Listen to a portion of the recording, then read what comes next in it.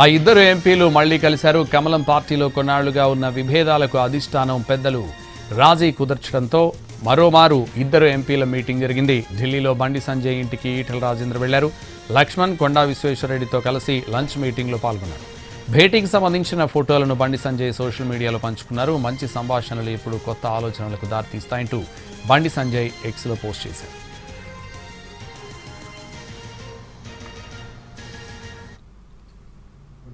కమలం పార్టీలో కొన్నాళ్లుగా ఉన్న విభేదాలకు అధిష్టానం పెద్దలు రాజీ కుదర్చడంతో మరోమారు ఇద్దరు ఎంపీల మీటింగ్ జరిగింది. ఢిల్లీలో బండి సంజయ్ ఇంటికి ఈటెల రాజేందర్ వెళ్లారు. ఇదే విషయానికి సంబంధించి మరింత సమాచారం మా ప్రతినిధి రాజు అందిస్తారు. రాజు. సంతోష్, తెలంగాణ బీజేపీ ముఖ్య నేతల్లో ఎటువంటి విభేదాలు లేవు. తామంతా కలిసికట్టుగా ఉన్నాము, కలిసి భోజనం చేస్తున్నాము, మంచి సంభాషణలను కూడా మేము మాట్లాడుకుంటున్నాము. ఇది పార్టీకి కొత్త ఆలోచనలకు దారితీస్తున్నాయనే విషయాలను షేర్ చేస్తూ బండి సంజయ్ ఈ రోజు షేర్ చేసినటువంటి ఈ ఫోటోలు ఇప్పుడు తెలంగాణ వ్యాప్తంగా కూడా పెద్ద ఎత్తున చర్చకు. ఎందుకంటే ఈ మధ్య కాలంలో తెలంగాణ బీజేపీ నేతల్లో ముఖ్యంగా కేంద్ర మంత్రి బండి సంజయ్, ఎంపీ ఈటెల రాజేందర్ ఇద్దరి మధ్య కూడా కొన్ని విభేదాలు తలెత్తాయి. అంతేకాదు ఒకరితో ఒకరు కలిసి మాట్లాడుకున్నటువంటి సందర్భాలు కూడా చాలా తక్కువ. అయితే తెలంగాణ పర్యటనలో బీజేపీ జాతీయ అధ్యక్షుడు నితిన్ నబీన్ వచ్చినప్పుడు ఇంటర్నల్ గా జరిగినటువంటి సమావేశంలో పలు కీలక అంశాలపైన పార్టీ నుంచి తీసుకున్నటువంటి రిపోర్ట్ లో ముఖ్యంగా పార్టీ నేతల్లో ఉన్నటువంటి విభేదాలపైన దృష్టి పెట్టినట్టుగా తెలుస్తుంది. అందులో భాగంగా మరికొంతమంది పార్టీ నేతలతో ఇద్దరితో మొదట సంప్రదింపుల చర్చ జరిగింది.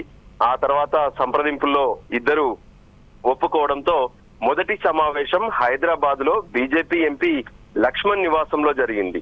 సో ఆ తర్వాత రెండోసారి ఇప్పుడు ఢిల్లీలో ఉన్నటువంటి కేంద్ర మంత్రి బండి సంజయ్ నివాసంలో లంచ్ సమావేశం జరిగిందని చెప్పుకోవచ్చు. ఈ సమావేశంలో కీలక చర్చలు కూడా సాగినట్టుగా తెలుస్తుంది. తెలంగాణ పార్టీ కోసం, పార్టీ బలోపేతం కోసం కావాల్సినటువంటి నిర్ణయాలు, పైగా నేతల మధ్య విభేదాలతో రోడ్డెక్కడం వల్ల అది నాయకులకు, ఆ తర్వాత పార్టీ క్యాడర్ కూడా ఇబ్బందులు కలగజేసే పరిస్థితి ఉంది.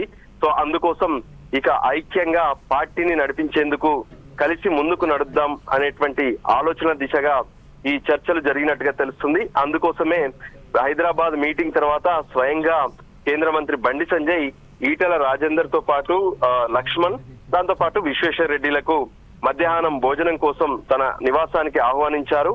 ఆ ఆహ్వానాన్ని మన్నించినటువంటి ఈటెల రాజేందర్, లక్ష్మణ్, కొండా విశ్వేశ్వరరెడ్డి తో ముగ్గురితో కలిసి ఈ నివాసానికి వచ్చారు.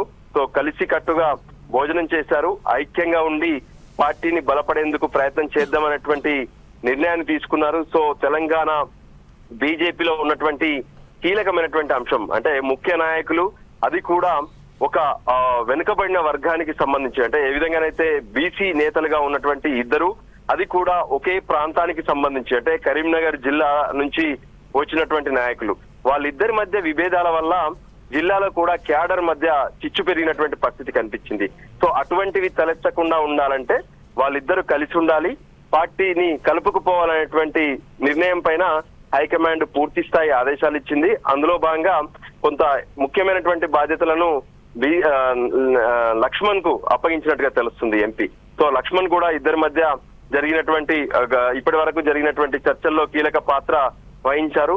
సో ఫైనల్ గా ఢిల్లీ వేదికగా మరోసారి మేమంతా ఒకటే అనే విషయాన్ని స్పష్టం చేశారు. అదే విషయాన్ని పోస్ట్ కూడా చేశారు. ఎందుకంటే హైకమాండ్ దృష్టికి కూడా ఈ విషయాలు వెళ్లాల్సినటువంటి అవసరం ఉంది. అందుకోసమే కలిసి ఉన్నామనే సంకేతాలను ఇక ప్రజల్లోకి తీసుకెళ్లడమే కాకుండా పార్టీ హైకమాండ్ కు చెప్పేందుకే బండి సంజయ్ ఈ పోస్ట్ చేసినట్టుగా తెలుస్తుంది. అంతేకాదు మేము కలిసి భోంచేశాము, ఇప్పుడు ఏ విధంగానైతే మంచి సంభాషణలు ఎప్పుడు కొత్త ఆలోచనలకు దారి తీస్తాయంటూ బండి సంజయ్ పెట్టారు.